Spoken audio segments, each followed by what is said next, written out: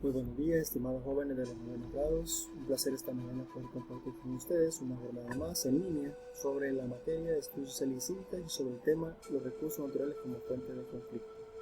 Antes de iniciar el tema, vamos a poner en pantalla una reflexión que me llamó mucho la atención en relación al tema. Hemos modificado tan radicalmente nuestro entorno que ahora debemos modificarnos a nosotros mismos para poder existir dentro de él. Norbert Wiener. Dentro de eso, el tema en cuestión, los recursos naturales como fuente de conflicto, solo podemos dominar la naturaleza si la obedecemos. Así de sencillo, estimados jóvenes. Una de las primeras ideas de los recursos naturales como fuente de conflicto, debido a la expansión urbana de las sociedades, los recursos naturales están siendo consumidos más rápidamente de lo que se recuperan.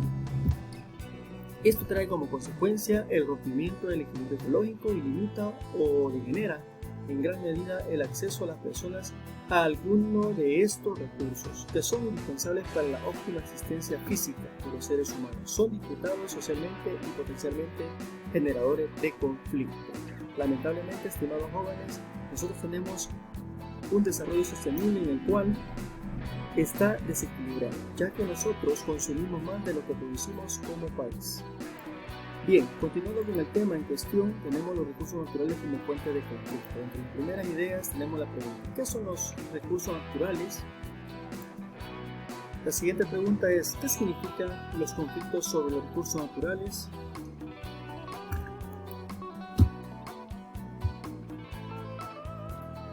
¿Cómo se manifiestan los conflictos? Y tenemos tres imágenes: sistema bancario, gobierno y lamentablemente el pueblo. Consumismo, esclavitud, pasado, presente y todos los elementos publicitarios en los cuales nosotros nos el consumismo. Agua. El agua, un recurso más antiguo de la vida humana, completamente necesario para la subsistencia y el desarrollo económico, aparece en el siglo XXI como otro motivo de posibles guerras si no se toman las medidas necesarias por parte de los organismos internacionales y de los gobiernos. Ahí tenemos una limitación en la imagen de cómo el mismo ser humano limita a la gran mayoría o a cierta parte de la población al quitar el fuego. Tenemos una gráfica. La megaminería es un elemento clave en el cual es parte de lo que genera conflicto. Tenemos los conflictos por la megaminería, tenemos los problemas en África. Respecto a eso, principales exportadores de oro, ahí tenemos un listado de países alrededor del mundo. Chile siendo los primeros. Tenemos las represas, en las cuales son unos elementos de los cuales el ser humano limita el vital líquido a la mayor parte de la población, parte de los monocultivos a nivel agrícola, parte de una especie de conclusión en cuanto a las estrategias que se deben mejorar en relación a evitar este tipo de cosas. Bien, dentro de los recursos naturales podemos identificar que son ciertos elementos de la naturaleza, agua, vegetación, animales, minerales que satisfacen necesidades sociales básicas para la supervivencia de la humanidad. La magnitud de los mismos no es constante a lo largo del tiempo y es diferente para cada recurso. En este sentido, se clasifican a los recursos en inagotables, potencialmente renovables y no renovables. Dentro de todo esto, también los recursos inagotables son aquellos que no responden a procesos geológicos ni biológicos, es decir, que son perpetuos porque su magnitud no varía a lo largo del tiempo histórico. Ejemplos: el viento, el calor del sol. Los recursos potencialmente renovables son aquellos que se pueden utilizar indefinidamente si los explotan al mismo ritmo que se van recuperando. Si son ciclos de renovación, no son respetados, esos recursos pueden agotarse. Ejemplo: los bosques, la fertilidad de los suelos, animales. Los recursos no renovables son aquellos que son agotables porque se extraen y se utilizan a una velocidad superior a lo que tardaron en formarse. Solo se pueden renovar a través de decenas de millones de años. Ejemplo: el gas, el petróleo y el carbón. Estos recursos en particular causan conflicto entre países, ya que muchos los necesitan, como el petróleo. Los países más fuertes y desarrollados muchas veces optan por intentar quedarse con los recursos de otros países, lo cual genera grandes conflictos. Por estos motivos se habla de la maldición de los recursos, porque en lugar de ser un beneficio para las sociedades que lo poseen, por el contrario, se encuentran envueltos en conflicto que podrían llegar a convertirse en fuertes guerras internacionales. Tenemos un par de ejemplos. En Madrid, por ejemplo, el oro, los diamantes, el petróleo y el coltán siguen siendo las joyas de la corona de una economía mundial que dice empezar a sentirse o a surtirse, mejor dicho, de recursos más abstractos. El continente más pobre del mundo y alberga el 50% de las reservas mundiales del oro, 45% de diamantes y el 80% el oro gris coltán, con que se fabrican los teléfonos móviles, ordenadores y misiles. Además posee jugosos yacimientos petrolíferos como una dimensión de ganancia desconocida que está vista no se revierte en los propios estados africanos. Solo el 10% de los beneficios de la extracción de los recursos naturales se queda en el gobierno de África y un 90% se queda de la empresa. En Angola, uno de los principales productores de petróleo de África, el control de los recursos hidrocarburíferos han estado siempre en manos del Movimiento Popular de Liberación de Angola. Hoy el poder, la perpetuación de la guerra civil en este país ha estado muy relacionada con la necesidad de controlar el petróleo. Para ello, los Estados Unidos financian a las guerrillas de las UNITAS, quienes controlan las mismas en cuanto a las minas y los diamantes y son enemigos del Movimiento Popular de Liberación de Angola. Los principales objetivos militares de UNITAS han sido las áreas productoras de petróleo, que significan el 90% de los presupuestos del gobierno. Al momento, todas las empresas petroleras importantes en el mundo tienen inversiones en Angola. De igual manera, la Guerra de Liberación de Argelia, una de las más sangrientas del África, que duró casi una década, tenía como causa subyacente los ricos yacimientos petroleros argelinos que hasta 1968, en que fueron nacionalizados, fueron explotados por empresas petroleras francesas. De igual modo, el conflicto en Asia Central, Afganistán, está relacionado con el control de transporte de los abundantes recursos petroleros de la región, tanto el Caspio como el Golfo Pérsico. El cruce de oleoductos por Afganistán para sacar los hidrocarburos de Asia Central a los mercados occidentales significa una alternativa más barata con respecto a otras rutas, pero el problema ha sido la presencia del Talibán, que aunque subió el poder apoyado por la CIA cuando lideró una guerra en control del gobierno prosoviético, hoy son enemigos. Se cree que Afganistán podría tener reservas importantes. En su época, la URSS calculó que ese país podría tener reservas de gas natural alrededor de 5 trillones de pies cúbicos. La importancia de la zona reside en que Estados Unidos considera que el crudo del Caspio puede balancear el liderazgo que tienen los países de la OPEP en la fijación de los precios del crudo. Este papel jugó antes el Mar del Norte, pero sus reservas son muy inferiores a las del Caspio, y Estados Unidos considera que es más fácil controlar la producción en el Caspio por la debilidad institucional de otros países, o de estos países. Recursos energéticos. Los recursos energéticos son aquellos componentes de la naturaleza a partir de los cuales se obtiene la energía. Según la incidencia de los mismos en la economía de los países, las fuentes energéticas se clasifican en convencionales y alternativas. Entre las convencionales, las fuentes convencionales son las tradicionales, que son las más utilizadas por la sociedad industrial. Provienen principalmente de la combustión de hidrocarburos, por ejemplo, de la energía del petróleo, del carbón, del gas natural, nuclear y la hidráulica. Las fuentes alternativas son aquellas destinadas a sustituir y reforzar las fuentes de energía convencionales. Se refiere a todas las fuentes de energía que no requieren la quema de combustible fósil, por ejemplo la energía solar, la mareomotriz, la eólica, la biomasa, etc.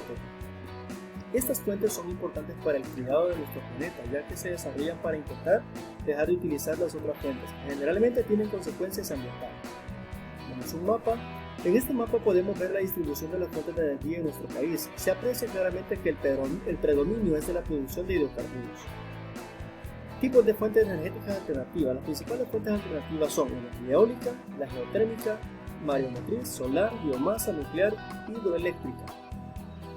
Energía de biomasa es aquella que proviene del aprovechamiento de la materia orgánica industrial. Generalmente se obtiene de los residuos de las sustancias que constituyen los seres vivos, plantas, animales o sus restos. Ventaja: disminuye las emisiones de dióxido de carbono, posibilita el uso de tierras desérticas, tiene bajo costo. Desventaja: se pueden emitir partículas tóxicas durante la combustión, se incrementa la degradación de los suelos, no existen marcos institucionales que promuevan esta fuente energética. Esta fuente energética se utiliza principalmente en el continente europeo, sobre todo en Alemania, ya que se requieren condiciones no solo tecnológicas y ambientales, sino medidas institucionales que acompañan su implementación. En Argentina no es una fuente muy desarrollada, pero la mayor producción de estas en nuestro país se da en hornos Sapla S.A. en Turquía. La energía nuclear, los minerales radioactivos más utilizados son el uranio y el torio. Es una industria de producción energética sumamente pesada y utilizada a gran escala por muchas sociedades del mundo. Ventajas: posee un altísimo rendimiento, 1 kilogramo de combustible atómico equivalente a casi 3.000 toneladas de carbón. En este sentido es sumamente rentable. Las desventajas: el alto costo de las plantas nucleares, los riesgos de accidentes que conllevan con las fugas de materia radioactiva, tanto para los trabajadores como para la población cercana, lo altamente contaminantes que son los residuos radioactivos. Los principales países productores de energía nuclear son Estados Unidos, Francia, Japón, Alemania y Rusia. En Argentina tenemos 3 centrales nucleares: Atucha 1, Atucha 2 y El Embalse. En energía eólica, el viento posee una energía cinética que puede transformarse en otras energías al pasar por centrales eólicas. Son molinos de viento conectados a aerogeneradores que producen la corriente eléctrica. Las ventajas: el viento es renovable, es una fuente limpia y no contaminante, y pequeñas turbinas pueden generar energía fuera de la red. Las desventajas: el viento es discontinuo y los aerogeneradores son muy ruidosos, con los cuales no se puede colocar cerca de ciudades.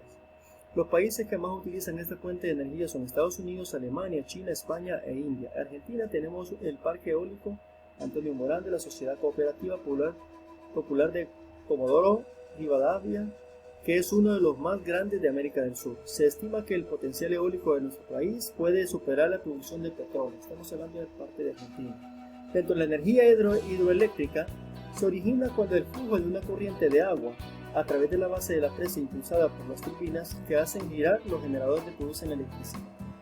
Ventajas: es autorrenovable, no contamina, es de bajo costo, el agua es un recurso gratuito y se requiere poco personal. Desventaja: se precisa una alta inversión inicial, embalses, lejanía de los centros de consumo de los lugares de producción energética, y posee un alto impacto ambiental por la construcción de represas.